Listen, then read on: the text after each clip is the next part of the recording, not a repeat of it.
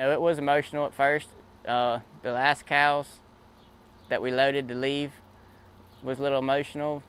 Co-manager of ATR Dairy, Scott McAdams of Mayo, Florida, is one dairy farmer struggling to stay afloat. Just the future of how the dairy business is going, we decided it'd be better to sell now before going into more debt or losing more money.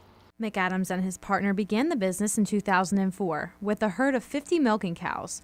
Over the next 12 years, that number grew to 500. But McAdams says they've had their ups and downs along with the market. And everything was going great. Then 2009 hit, the feed prices skyrocketed, milk price dropped, and we started to lose money. What McAdams is talking about is the most drastic drop in Florida milk prices since before the 1960s. Farmers are paid a certain dollar amount per 100 pounds of milk, and this graph shows the dip in 2009. But during those times, McAdams said they figured it out. Your milk price versus your feed price was at a rate that you could still manage, and make money at it. This year was a different story. McAdams said they couldn't afford to pay for feed with unpredictable milk prices. So on June 6, he and his partner sold 745 cattle and closed their gates for good. McAdams is one of many dairy farmers going out of business. In 1992, there were more than 131,000 dairy farmers licensed in the U.S. In 2014, there were a little over 45,000. I reached out to the Florida Dairy Farmers Industry Relations Manager, Brian Chapman. He says that even though these farmers are going out of business, today's farms remain very efficient and adaptable. He confirmed that there were 127 dairy farms in the state during 2015. Now, some of ATR's dairy cattle went across the state of Florida and others went up to Louisiana. 14 of them landed here in Hawthorne, Florida at Lusher Dairy.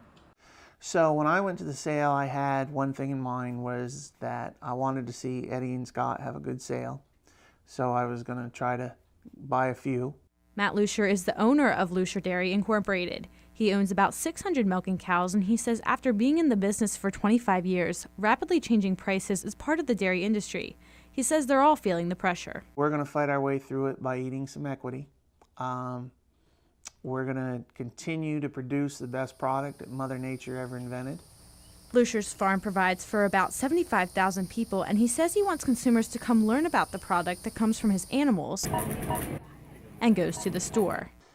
I think that folks should understand when milk is $4 a gallon in the store, that I'm not making $4 a gallon. Lusher is making more like $1.30 from that gallon, and if farmers continue to struggle with prices, you're going to be seeing your milk brought in from either offshore, or we're going to see milk brought in from western states. Chapman says the number of dairy farmers for 2016 will be released at the end of the year. As for McAdams, he is going to take some time to figure out what his plans are for the future. We've done a lot over the last 12 years. We're not, sad or down on ourselves for going out of business. It was a good experience. I wouldn't trade it for anything in the world. Renee Wilson, WUFT News.